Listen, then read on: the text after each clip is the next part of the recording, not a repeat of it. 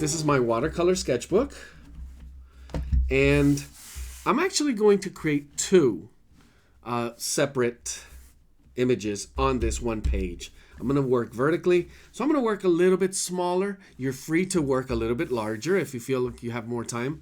What I did want to do is just create a couple of samples. Different ways, different approaches, starting with a pencil and just a quick drawing. So I'm actually going to do, let's see, 1, 2, can I get away with 3? This simple pumpkin you see, and I call it simple, iconic look of a pumpkin. Very easy to just have a pencil drawing. So maybe you're going to see me do 3 quick samples up here, and then our final image down here. And I'm going to try to get these in. It's going to be crucial in terms of our timing. And one of the things I really want to stress today, not stress, but just for you to take away the takeaways.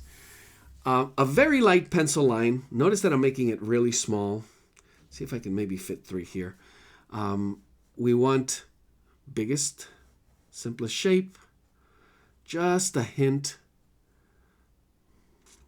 Our stem here. Not a lot of detail, not a lot of line.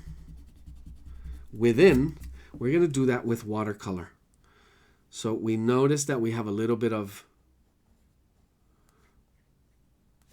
overlap. You could see the back, which gives us that 3-dimensional feel. And there we have it. Just a simple, very quick, simple pencil line drawing. I want to make sure I keep it light. And now that I have my pencil drawing, I know you see it. It's very light. That's why I probably will be using this camera quite a bit. And I want to see if you can... Just 1 second. Maybe switch over to here. So there's my pencil drawing. Very small, very light. Notice you have the simplicity of the form. None of the lines. You could, if you wanted, add them just a little bit in there. But I wanted to keep it light. Now here's the trick. What I want to do is this. If you look on screen, notice what I did to the image. I just picked out the values. So what do you see here? You see light, midtones, and shadows. What I want to do is I want to create, and I want you to work at least this one in that same way. What I want you to do is, on your palette, you're going to select, and today I guess I'm going to work with this brush, which I recommend often, which is my Pentel water brush. I'm just going to pick a little bit of cadmium red, which is my warm red. Go back to this camera very quickly to show you how I'm going to do that. So on my palette here, I'm just going to select a little bit of cadmium red, my warm red. Mix it up over here away from my green. Not much. And I'm going to pick a little bit of warm yellow. So it almost looks like an orange already. And that might be okay. And I'm going to place it right over here. Now what I want to do is I'm going to pull a little bit of this red into this yellow. And what I want to do is sort of pull my red into my yellow and my yellow into my red to create somewhat of a spectrum where it gets more red as I pull into this side and it gets a little more yellow as I pull into this one. That way it kind of gives me a range from the warm yellow all the way to the full red. And that's what I'm going to be doing. So next I'm going to pick a medium. Lighter, actually, a little lighter version of that yellow, orange. And what I want to do is follow the grays on the image you have on screen, except for this little tiny area here which I'm going to leave white. So if you notice here, that little speck, and I'm going to bring lots of water. So ultra, ultra light. And I'm going to paint the entire thing. Except maybe even for the stem, it could actually, so light, it's going to be part of the under layer. There we have it.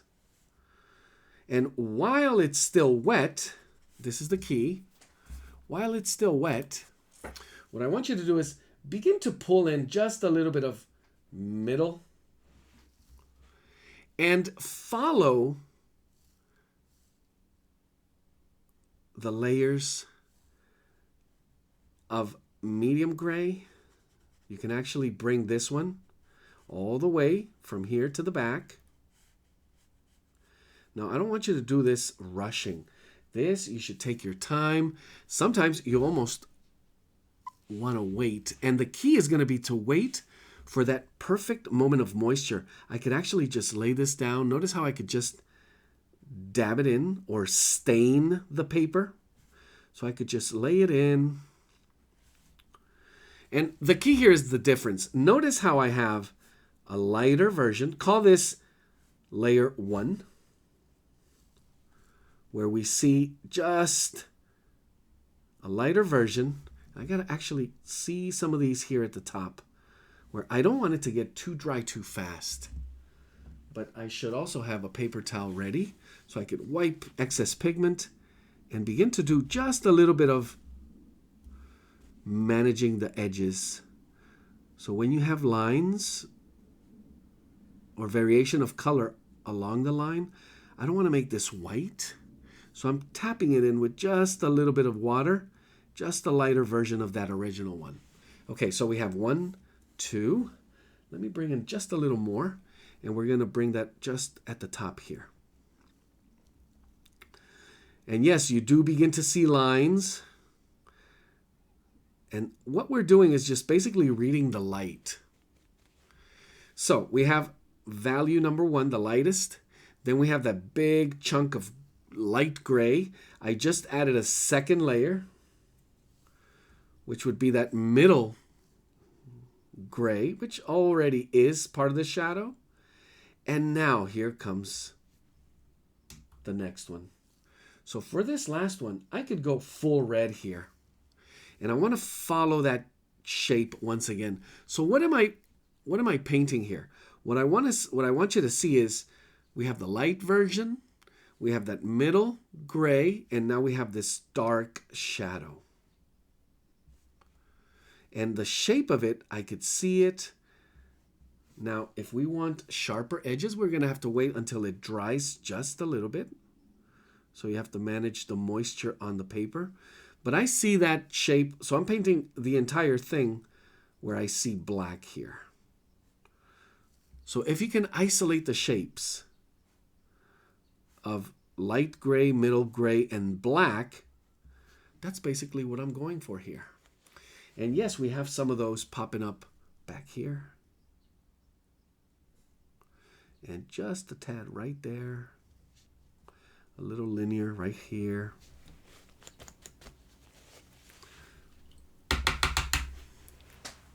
Give you a second look. So all of a sudden, this was a little bit too quick. So you see how there's a big gap between the first and the second. Is there a way to fix that? Well, we'll have to bring this up just a little bit and smooth it out into the light. And that also is going to create a little bit of texture. Now water. Make sure, if you're working with the wet on wet technique, that you actually see what the pigment is doing when you lay it down. What does that mean?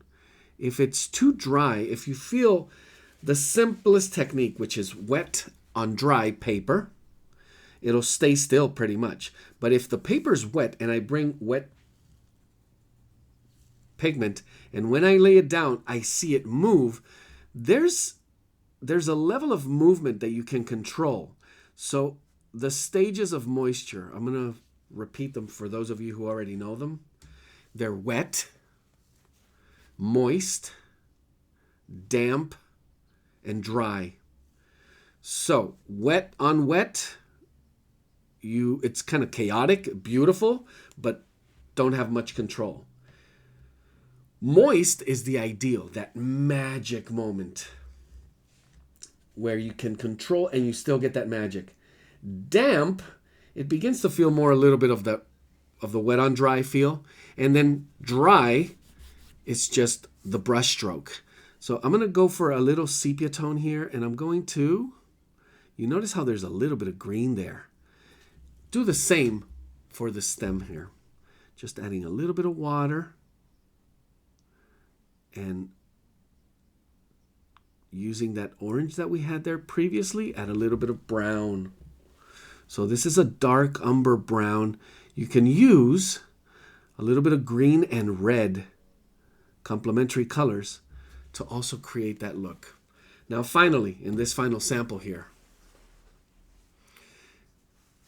with our color wheel, so if you look at this,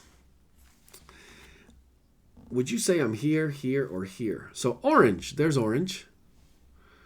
If I go towards the yellow, yellow, orange, or towards the red, red, orange, that's going to pretty much tell me what color I need for shadows. So if I'm with orange, I go straight opposite, and it's a blue.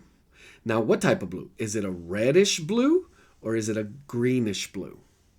And so there it is. The more I go towards red, that means my shadows will turn green. The more I go towards yellow, orange, the more my shadows will turn red. Or violet, actually, blue. So, according to what I have here, I have more of a reddish orange. So it's between here and here. Do you see that? So that points to, right here, a bluish green. So picking a cerulean, a cobalt blue, not an ultramarine, I can actually touch it. And there's two ways to do this. You can mix it on the palette, which means I'm going to put a little bit of blue, and I'm going to touch that blue right here. And I could pull a little bit of this carefully so it doesn't mix. Notice what happens to the color. Immediately it gives me that dark gray brown, a shadow color. Because I mixed the blue with the orange, complementary, that means I'm mixing all three colors. And that's how we create a proper shadow. So when you want really great, realistic reads of light, in terms of shadow, going just for black doesn't cut it. When you use complementary colors, so going to your, look how beautiful that is already. It has that natural look. And I'm just going over that final layer. Maybe I push it a little more towards the blue, get a little more blue. So also the ratio of blue versus orange, red-orange, is going to tell me how black this shadow is going to be. The more blue I put into it, the darker it gets. The more red-orange, the more brown and natural it gets. And there we have it. Just adding a few lines, a little bit of roundness.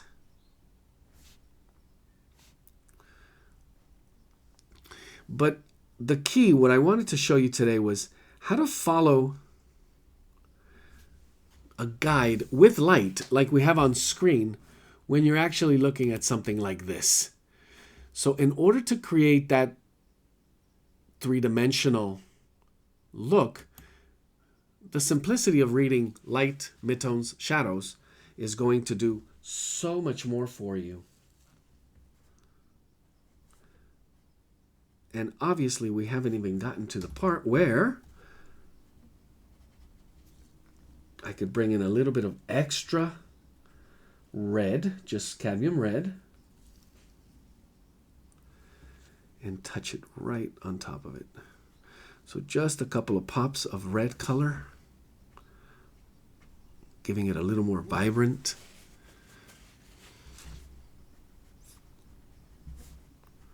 And this is just a quick sketch. Now, didn't do much with the background.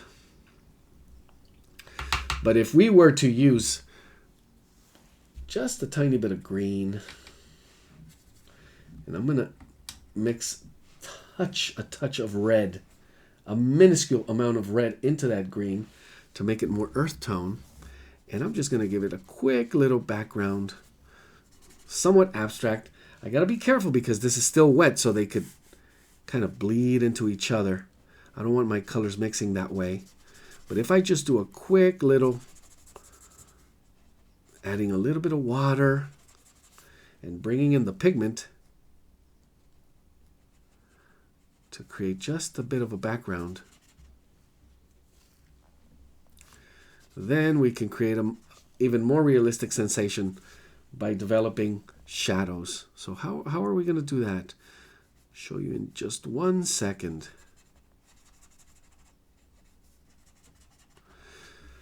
So the main thing I wanted to show you was that how to see the light, how to create the breaks between light, mid-tone, and shadows. See, there's a little bit of color bleed there. And using that same amount of mixture, the same complementary colors, I'm just going to bring it down here as a shadow. And this is very wet. So the looser you are, the more playful you are, the more organic it starts looking. And look, I had a little bit of bleed here. My color was not fully dry. So obviously it's going to run out and do that thing where the color bleeds. But it actually is beautiful. Sometimes it can get a little... So patience when you do this. And timing. Timing of your levels of moisture on the brush and on the paper. Crucial. I wanted to do another quick one. So this was a quick pencil drawing with color. I could just go in with color. No pencil drawing. I could just bring in color and begin to develop those layers from the first to the second to the third, and then finish up harsh shadows. But the other one I wanted to show you was, what if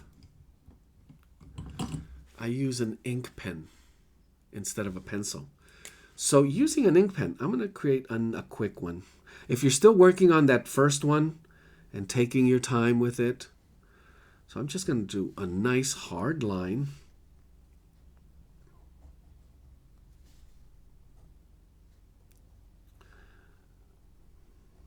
Just a few extra dots here and there.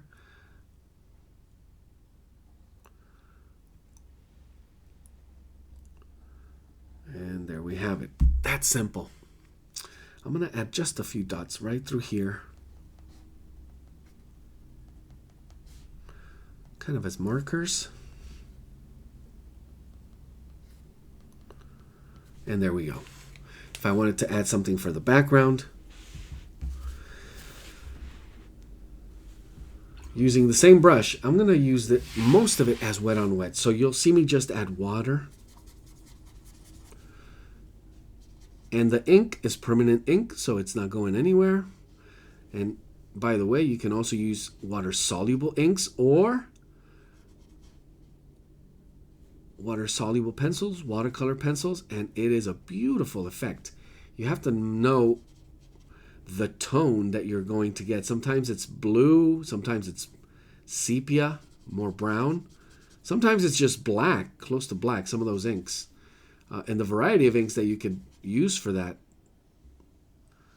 the ranges are incredible. So just adding a little water, kind of within the lines, and I'm going to mix a little more. This time I'm going to go for just a yellower version, so I could do more violet. And I'm just going to, the idea is to drop it and let it granulate all over the wet area. So I'm going to just help it a little. I'm not trying to brush it. I'm trying to really just, well, I am speeding up the process a little bit. But just having that wet on wet, and as I move my brush, you're going to see that the pigment is still moving on that wet surface. How much? It depends on how much water and how much pigment you're bringing in. So already I have a nice round kind of volume reading within this. Let's add just a touch more, so kind of a second layer right on top of that first, meaning it's still very wet, but as it dries, as it becomes moist, I want to have my pigments ready. So just a little more red, bringing it to a more of an orange, and again reading the shapes of this darker gray now. So notice how it goes all the way here from the top, but it breaks into linear fragments, edges. And it goes all the way down. So just incorporating that second gray and a little more saturated too. What does that mean? With a little more pigment. So managing the values of that light.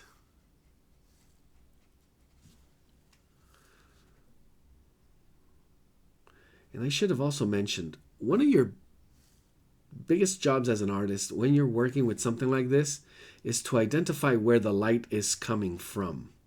I thought it was a little obvious. I hope you figure that one out. We see that highlight right here, so we know the light is coming in this direction, and that's why we see the shadows going this way. So once you identify what light is doing, everything else is playing with that light, trying to build it up. And the more time you take, the slower, I don't want to say ultra slow as a technique, but the more patient would be the right word you are with developing that, the richer the results. So be patient. So notice that this is fully dry now. Well, it's damp. What I'm doing is I'm using the back of my fingers to touch it. Hopefully you don't have any pigment on your fingers when you do that. But you feel a little cold, meaning it's damp. Bone dry should be room temperature. But still, I could feel cold, which means it's damp. There's no moisture to say to move, that it's moving when I touch it, and that's a good sign. And I am going for just a tiny bit of that blue with the extra bit of orange, and I'm going to deepen it just to bring it. So while this is drying a little bit, I'm going to bring just one little extra layer. Notice when the pigments are dry, now this is wet on dry, what I'm doing here. Notice how much control I have over where it goes. And I like, but I don't, too much control. I like the water to be playful. I like it to surprise me. And just one final dab of extra dark there. And that is how we're going to build that three-dimensionality. Bringing it right back up into our pumpkin in that darkest area of shadow with a little more control with the linear effects of it. Now, sometimes you have what's called reflective light. So you have cast shadows and you have a little bit of light hitting from the back. Because it's sitting on a dark, unreflective, it looks like it's leaves or grass. It doesn't reflect light back into it. So we don't do any reflected light here. Just a little more. Another layer. And this one becomes more descriptive in terms of line. So I'm kind of drawing it, as you can see here. there's more touching the color, and as it sits, I could use a clean brush to sort of soften some of these edges. Unless I want them really sharp and hard edge, you use a clean brush with just a little bit of moisture, and that's crucial. How much moisture to control the effect. So notice here, hard line, very, very thin. So I'm using just the tiniest of hairs on the tip of that brush to lay down one more line, or an idea of a line here. Very thin. And I go right back into it. Wash my brush, wipe it down, and with tiny bit of moisture, soften that edge. Now these soft, thin lines dry super fast. So notice how it just kind of remained. And the next thing would be, do we need a little bit of extra darkness in our stem here? I think so. How much? Just that extra shadow on the one side. Notice how it breaks the light. You see that pattern? I think I might have overdone it. Just a little too heavy. You don't want it to be too heavy.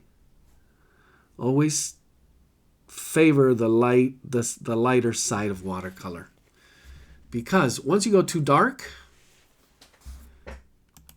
you have nowhere else to go. This right here, looking great actually. Just deepen it a little more. So the darkest shadow is right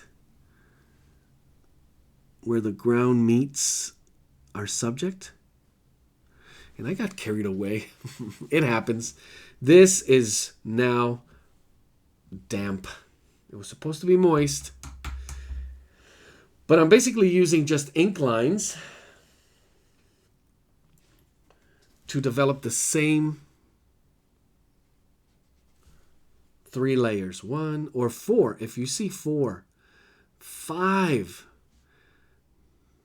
6, and 7. The more breaks or layers of light you see, the more realistic your images are going to be. In terms of volume, that's how you define volume. So when you have light on a solid, on a volume, and you read that light, notice right here, 2 layers, and you can already sense how light is operating here. That's basically, do the same here. Very, very light. With darker colors, you have to even go lighter. Especially when you have a heavy hand like mine. Just a little patience. I'm going to use this, since it's still very wet, I'm going to touch it with pure red right at the edge and let that run.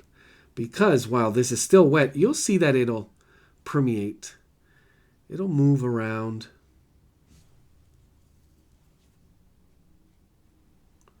And create those 3 layers from light, medium to dark. And I'm going to use that later on to bring it down. Well, already it's beginning to look, see, this one looks a little more organic. Here we have that ink line that makes it a little more illustration. It gives it that look of illustration. So we will get back to this. Now, using this formula, what I'm hoping you do today is, looking at this composition, we have 4 pumpkins. Now, you don't have to do all 4. You could select 2, 1, 2, 3, or all 4, including, I know, that background that we have, and apply the same, which is this. Now, wait a minute. How am I going to do those white pumpkins? So those are the first ones I'm going to do. So now, going here at the bottom, I'm going to create a composition. I will use pencil lines. Oops, sorry. are we? There it is. Just getting my image, my reference. So one that I wanted to show you, so tempted to always go back in here when they're developing like this. I'm going to make it just a little bit bigger, and I'll go for maybe 3 pumpkins. Now, one of my favorite ones is going to be, actually there's 5 in there if you see. Whoop, wait a minute, 6. There's one behind that big one, or half of it. And there's this beautiful green and yellow one. Where's the gorge here? So just a nice drawing for these white pumpkins over here. I'm going to start with a nice, simple, very simple pencil drawing where, what do I look at? Do I look at the overall shape? Do I look at the negative space? I generally look at negative space to get a good drawing. And I will give myself a few clues where those, let's call it lumps right here, where there's a little bit of break. And you see the next one. And just soft curves. There we have it. So I know it's super light pencil drawing. You want to keep it light. It's just a contour. I didn't add too many of these lines that would connect this, but I have the clues that will get me there. Now this one is this, in our image, is the bottom one here at the, all the way down here. And I'm going to do, let's see, this one's a beautiful one too. So the one right above it, I'm going to skip that one. I'm going to do the one right next to it, which is this flatter one. But if you have time to do the entire composition, you're welcome to. I just wanted to get this, how do we do a white pumpkin when I already mixed all this orange pigment? It's going to be very easy.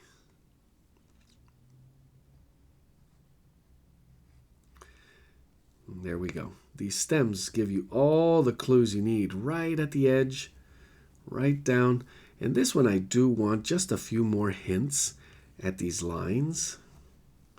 So the idea is not to make this a drawing. We want to use the watercolor. So what do I mean? You don't want to add too much detail to the pencil lines. Just enough.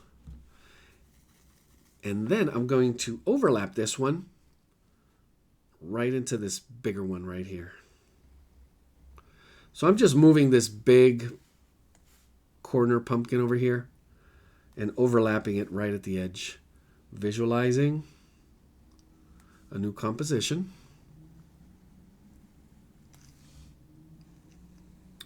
Starting with 3 big kind of circle outlines. Beautiful shapes. Doing this with negative space and blind drawing. So if you don't know what blind drawing is, that means my eyes are on my photo, my reference. I'm not looking at my paper. I'm looking at the lines and I'm just following real slow in order to capture those details that I'm looking for. So it's the biggest trick to drawing. Look at your subject. The more you look at it, the more information you can capture, the happier you're going to be. If you don't look at it, then you're making it up. There we go. So 3 pumpkins. If I want to, I could just add kind of the table edge right there. If you want, you can add just a little bit of this tablecloth here with a little fold, and that's about it. Because the most important thing for this one is going to be, let's start over here. Am I going to use the same orange? Now this is perfectly moist, and I hate to jump from one to the next, but it is, I could see it. And it's from experience, you'll identify, I'm adding a little bit of cobalt blue, And notice that. See, it still moves. So it's not full wet like it was before. But it still absorbs and it does that granulation that I was hoping for. And it also blends into the previous layer. So notice how that red that was underneath still holds and doesn't blend in because it was kind of drying already. But it allows for this variation of wet. And I'm going to just dab it in,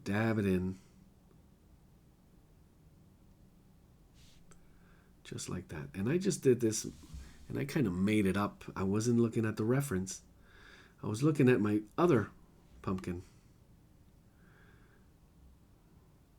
There we go.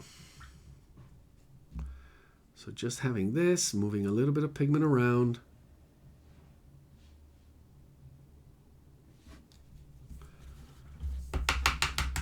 Now we go back to our still life here. I'm going to bring in just a little bit of a bigger brush for this one because they are larger. I have my pigment ready.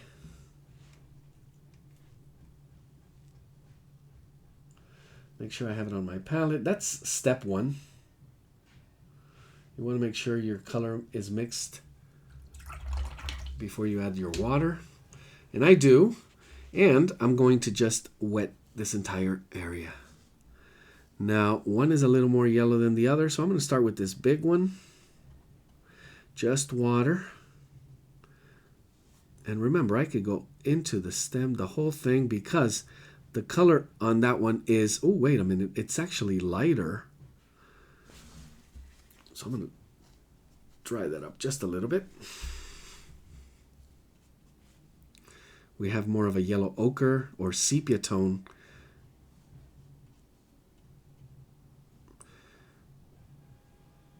But I hope you're getting the idea. What I'm trying to get you to experiment with, to exercise with, which is creating layers.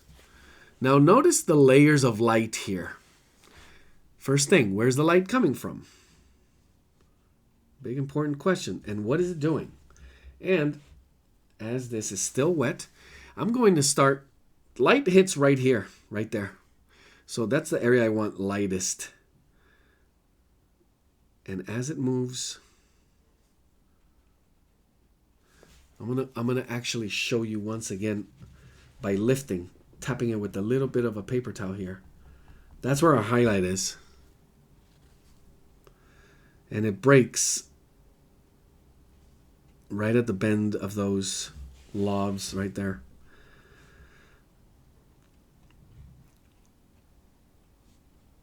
Bringing more wet on wet technique right towards the edges and just letting this dry a little bit until it's moist. While I do that, I'm going to create this, I'm going to add my color here to this second one. I'm going to add a little bit of warm yellow. So cobalt yellow with a little bit of that. So I'm just cooling it down a little bit. And adding our first layer. I don't want them to bleed into each other, so I'm going to be careful here at the edges. Very, very wet. And I'm looking at the image. Notice where the shadows are. So make sure you preserve a little bit of those lighter areas. But the color is so light, we're going to have to do 2 or 3 layers. Now, question, shouldn't you have done the background first? Yeah, you absolutely could have worked bigger areas of, you won't have to go back into it. But the focus today was on how to read the light, how to layer these pumpkins. Not so much the whole painterly thing. And the options, whether you do use pencil lines, ink lines, water soluble, or none at all, is actually the thing I wanted you to experiment with. So here we are. This is going to be key. There's a color that is kind of automatic, which is Payne's Gray. It's a cool, darker version. It's not black, but it is a dark, cool blue. And what I'm doing is I'm adding lots of water to it. What if I don't have Payne's Gray? Well, you're going to grab a little bit of blue. So you should have a cool blue. A cool blue, what does that mean? A cold blue as opposed to a warm blue? The way you tell that is that blue should be closer to green than it is to red. So if you have two blues, ask yourself a question. Is this one closer to green or red than this one? You want to use the one that's closer to green. To that, you're going to add a tiny, tiny bit of the complementary color. So in that case, if you have a greenish blue, as I showed you earlier, you're going to add, show you the color wheel again. So if you have a green, not blue, but greenish blue, the opposite is a tiny bit of red-orange. And that's going to warm up the color. It's going to turn it into somewhat of just a touch of a gray. And the amount of water that I'm adding here, I want to just literally draw the edges. As you can see, it's not hard shadows. Bring in more water, soften that up. And if we want to keep this white, as the white pumpkin, I could go a little bit lighter, or maybe add just a nice warm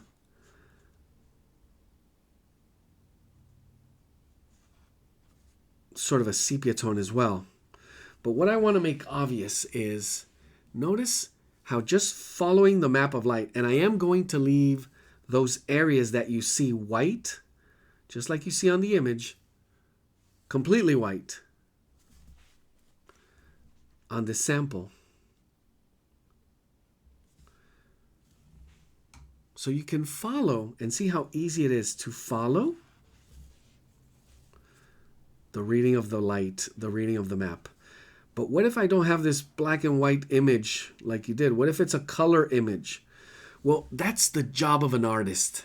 You need to learn how to read what you see here when you look at this. The easiest way is to squint. If you squint really, really hard, like really just right through your eyelashes, and you're looking, focusing on that white pumpkin, you begin to see, I see it. I see the shapes, and I see the darkest shadows on those shapes. You actually begin to notice that it is an easy read. Then it's a matter of staying true to what you see. Those shapes, those shadow shapes actually have hard, soft edges. And as I bring up the value of it just a little bit, you'll begin to see, look at that. It does begin to take shape. It does begin to look like it had volume.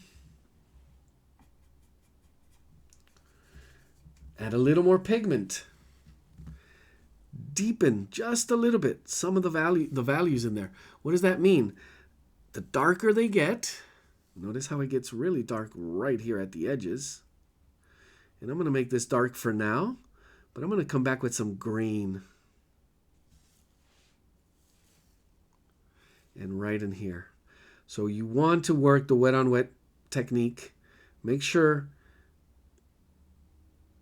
it's at that perfect moist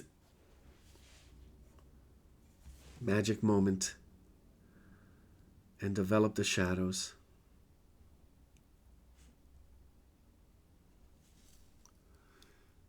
One more right here. So beginning to identify shapes of light and shadow, and And how much fun is that? Because right away I think, okay, I could stop here.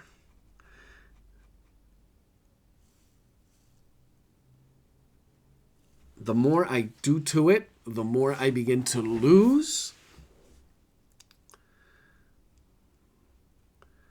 There's a moment when it's begging to, I want to say it, it's saying, please leave me alone. I'm there. But it's our urge to keep kind of touching it and rearranging it and brushing it that could push it further. So there it is. Now this plus the complement of our background. And for that, I'm going to go to, let's go with a little bit quinacridone, kind of a golden, yellow, orange here. It's a quinacridone gold. I want to make this really wet on wet. So just testing the color, making sure this dries first so I can have nice edges and be able to play with those shadows really, really nice. And this is why you would do your background first. Although these shapes are so simple, I could come right around them. Add more water. They're not so complex. I don't want them to touch and have that bleeding effect. The longer you wait until it's dry in order to work a different area, the better.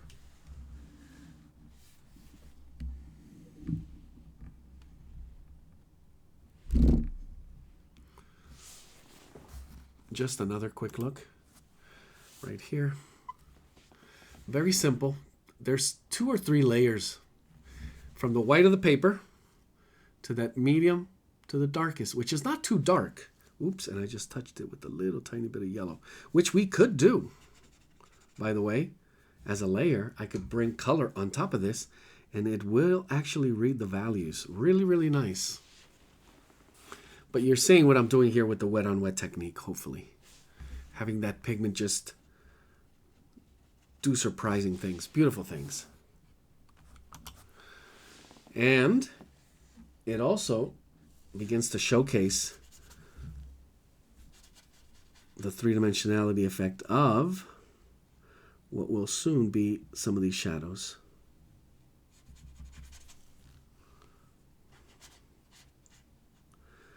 Now there's something to being loose. Now this is going to run right into my yellow pumpkin here, which is going to be nice. I want it to be a little bit lighter here at the top.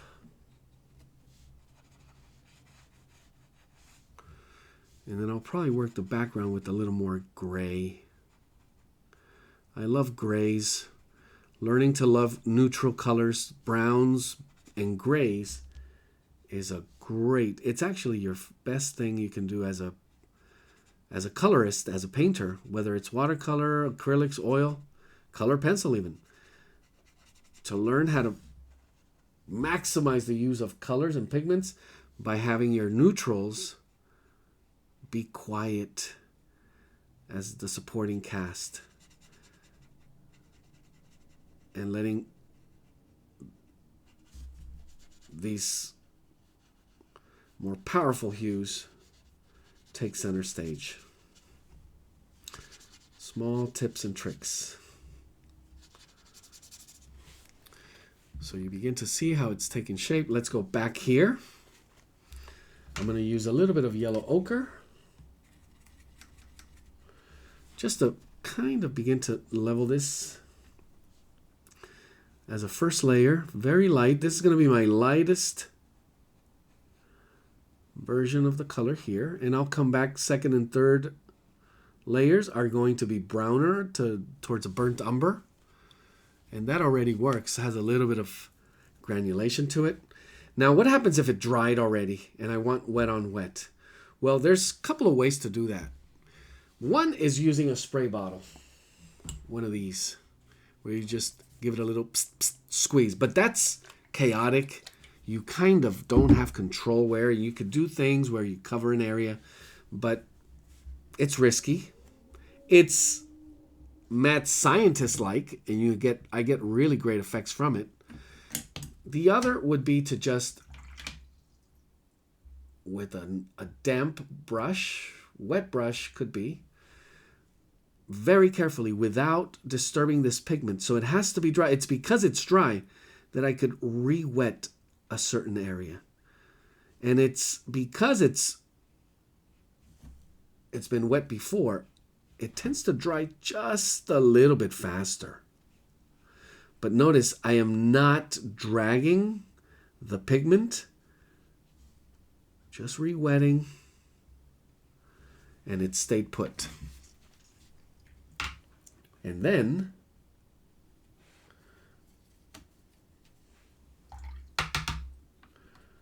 being able to bring back the wet on wet technique. So again, I'm looking at the darkest and those middle, the midtones, and just following that map. It's kind of a map of light. And just touch it down. Where else is it? It's all the way down here. So I'm adding a second layer with just a bit more red in it. And you begin to see how the volume starts to take hold, begins to take shape. Squinting. Remember, squinting is your friend.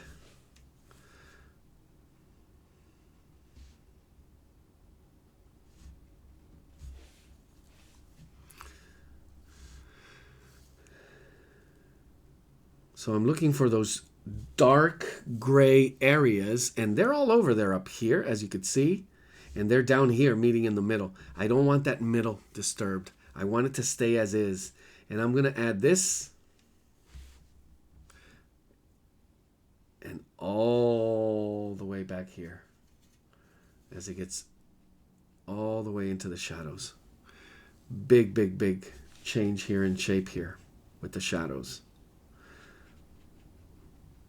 And it begins to make sense. In terms of light, are we getting a good reading of the light? And then let it dry. And you'll have a lot of these patchy, wet on wet, as it settles, begin to give you some really beautiful surprises.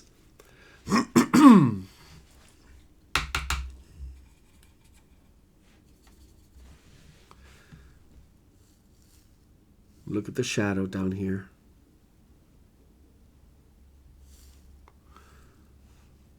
Just attempting to bring this a little further so you get a good sense of how is he going to develop the shadows here.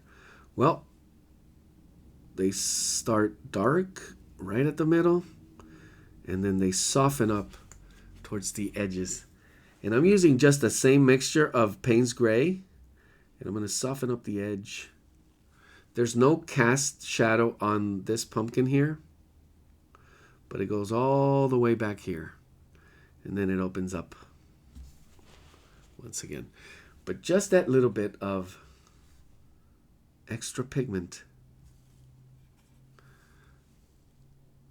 and a little bit deeper right at the core.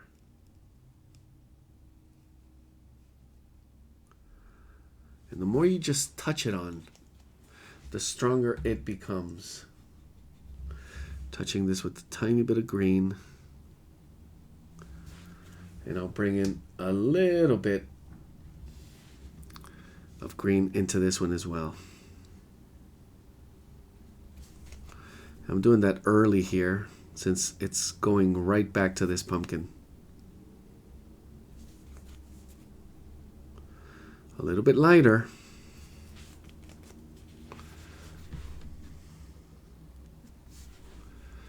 So this is beautiful, beautiful. Taking great, great hold. How those shadows are going to be worked in, you guessed it. Going for a little more red. This time, I mentioned I was going to go more towards violets, but somehow it got a little bit cooler with the violets.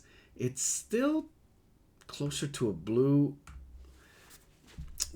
but we are going to go with the violet because it's, even though this was greens, I'm sorry, the blue-green, yes. With some of these oranges, you could still play around. It's going to neutralize either way. So how do I select my violet? This one I want it to be a little bit warmer. So I'm going to use warm red, cool blue. Cool blue meaning the same cobalt blue. With a touch of red, I get a deep violet. And that violet should, as I touch it, whoa, very, very deep. Now, I should be honest, it's not working as I expected. It's a little too, I mean, it works as a shadow.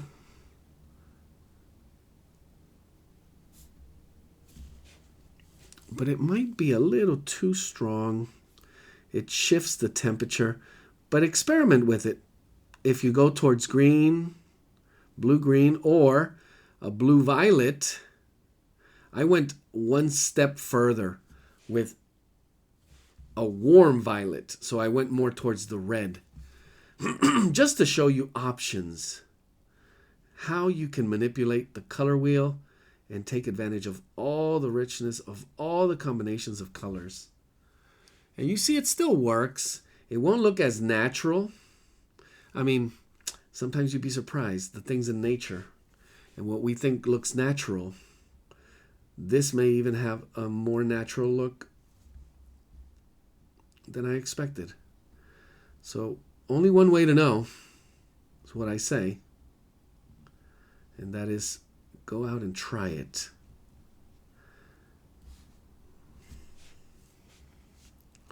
Coming in right here to the middle. So you see me, what I'm doing here is working the darkest or the black shapes that you see all around.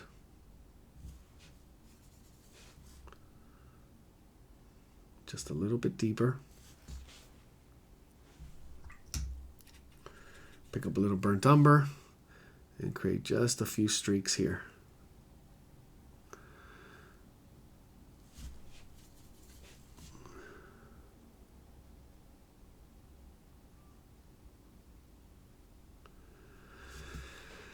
There we have it.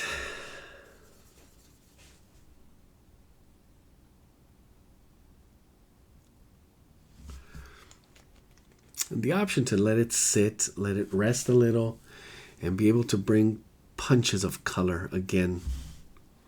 Doing the back and forth, back and forth. The key is to manage. Once you begin to push a little too far one way or the other, watercolors are going to fight back. They're going to tell you, nope, I don't want to go there. This is what I want to do. And the tendency is a little too late. But always surprising, always surprising.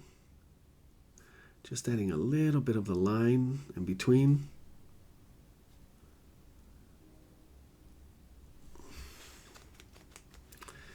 And as I said, surprising. It also goes to what kind of style are you hoping to achieve in terms of likeness? What is your goal?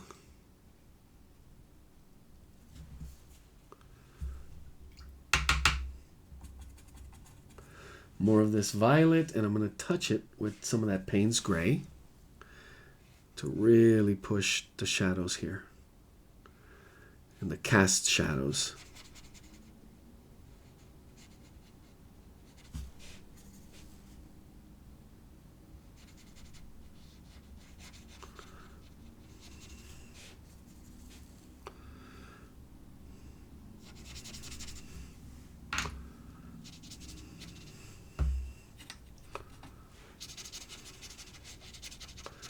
Touching a little burnt umber, a little more Payne's gray.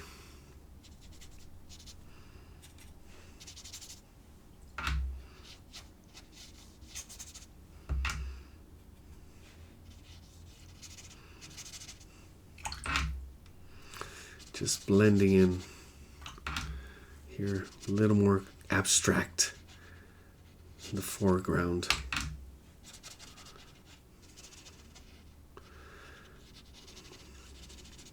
I love to think of watercolors as temperamental. They're going to do what they're going to do, and they don't like to be told what to do. So you have to be clever, kind of using reverse psychology. If you want them to do something, testing it, it's about being patient, but also adventurous, willing to experiment. I'm going to go wet on dry here for these, just to finish up. Wet on dry, full control.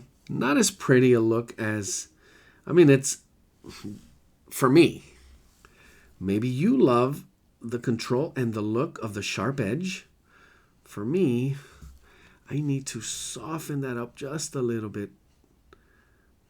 Give it that natural light gradation.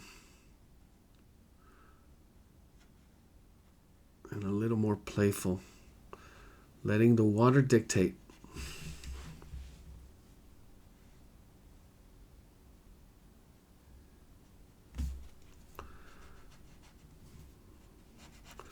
And in the end, realizing you don't need much. Less is more. And that goes for the amount of pigments, the amount of pigment you mix, or the level of detail that you want to look for.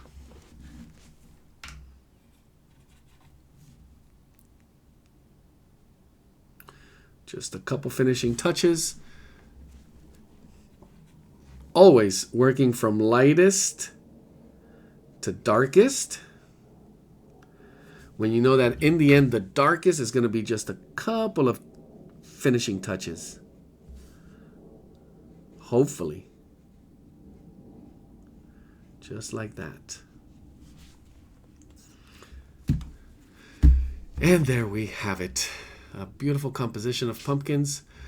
Trying to experiment with pencil line, ink line, no line, and also the variation of complementary colors to create beautiful three-dimensional readings of light and shadow. So hopefully these tips work for you and you put them to the test. Hope you have fun.